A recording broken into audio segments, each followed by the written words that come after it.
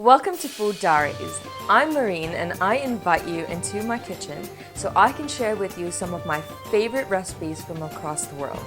In today's video, I'm going to be showing you how to make a very popular dish that comes from central Thailand.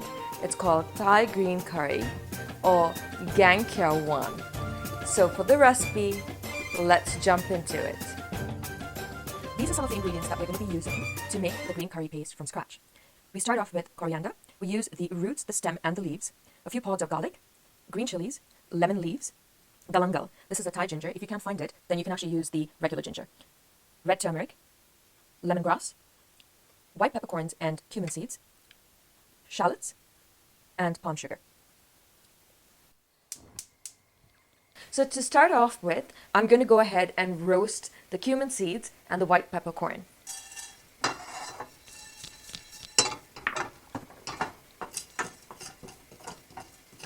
And the reason we're doing this is so that we're bringing back life into the cumin and the white peppercorns. And you just want to make sure you lightly toast it, and you will know when it's actually ready, because the smell will not only hit you, it will fill the house with beautiful aromas. So I'd say around 40 seconds to a minute should be good. Once it's toasted, turn off your stove.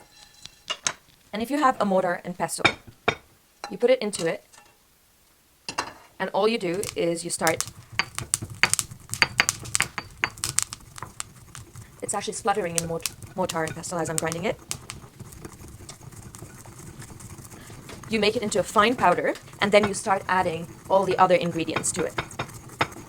Smells are absolutely delicious. It has a beautiful toastiness to it.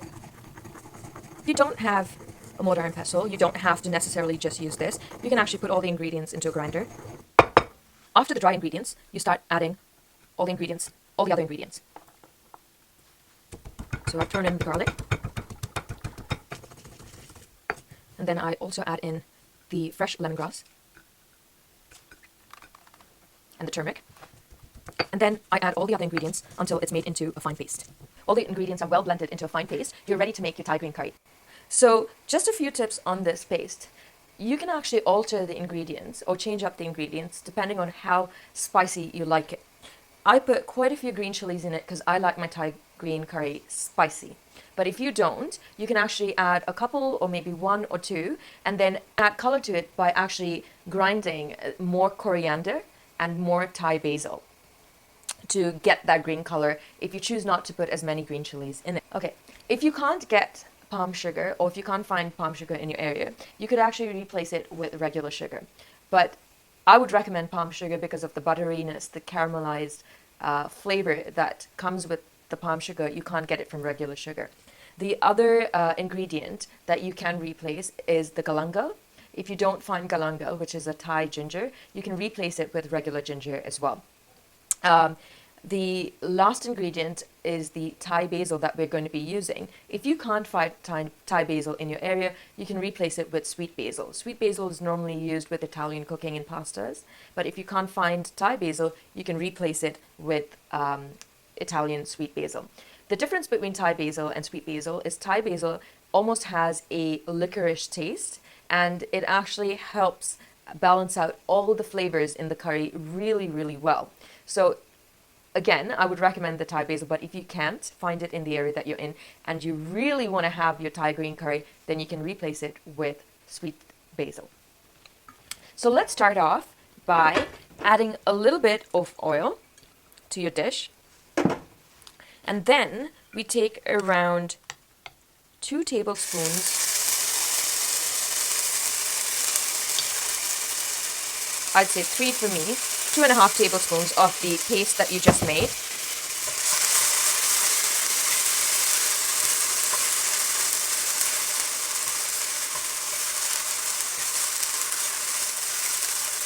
And what I do is once I realize that it starts sticking together and you see a little bit of the oil coming out, then I start pouring in a little bit of my coconut milk.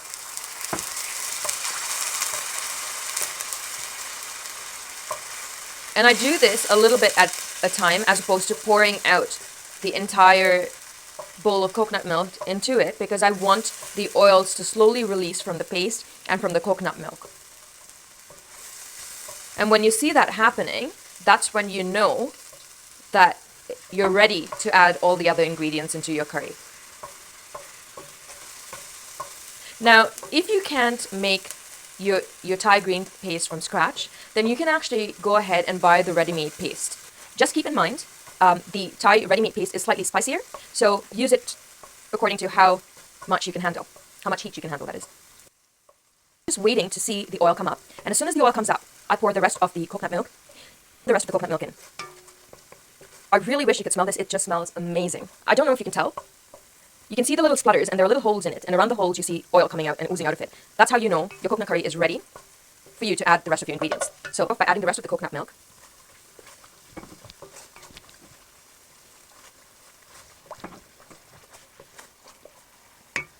and then I throw in the meat of your choice. In this case, I've used chicken breast. I personally would use chicken thighs because it has a lot more flavor, a lot more fat, and it's really tender. But today, I had only chicken breast, so I'm using the chicken breast in today's green curry. You could substitute it with shrimp, beef, whatever your choice of meat is.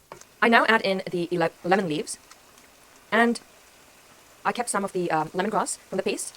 I'm putting that in. A little bit of palm sugar.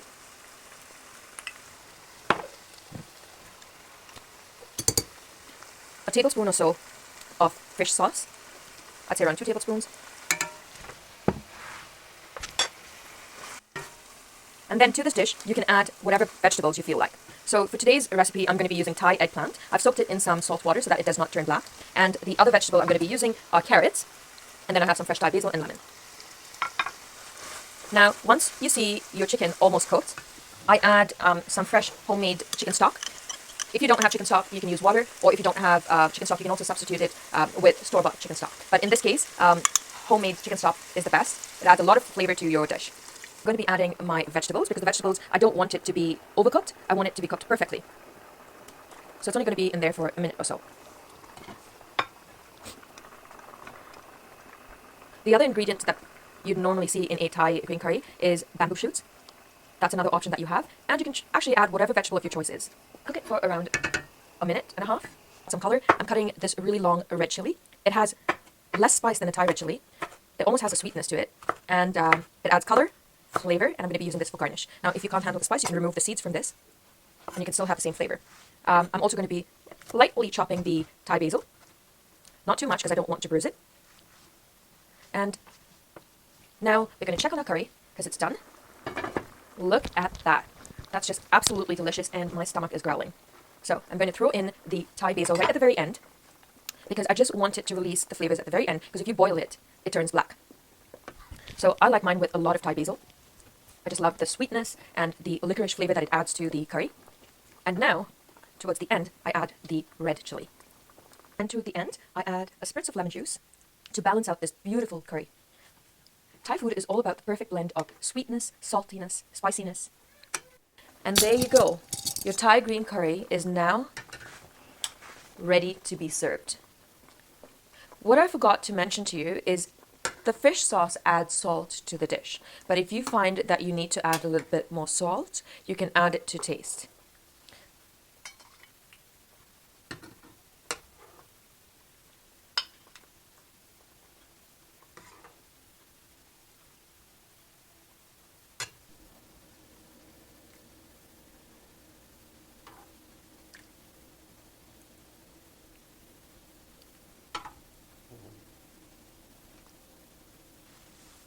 Now it's time to taste our beautiful creation that we just made together. So let's get the perfect bite. A bit of chicken, a bit of the vegetable and the Thai basil.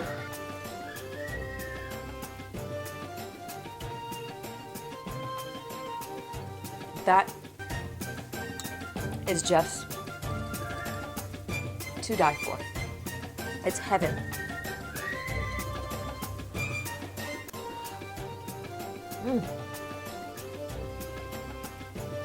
I'm in heaven.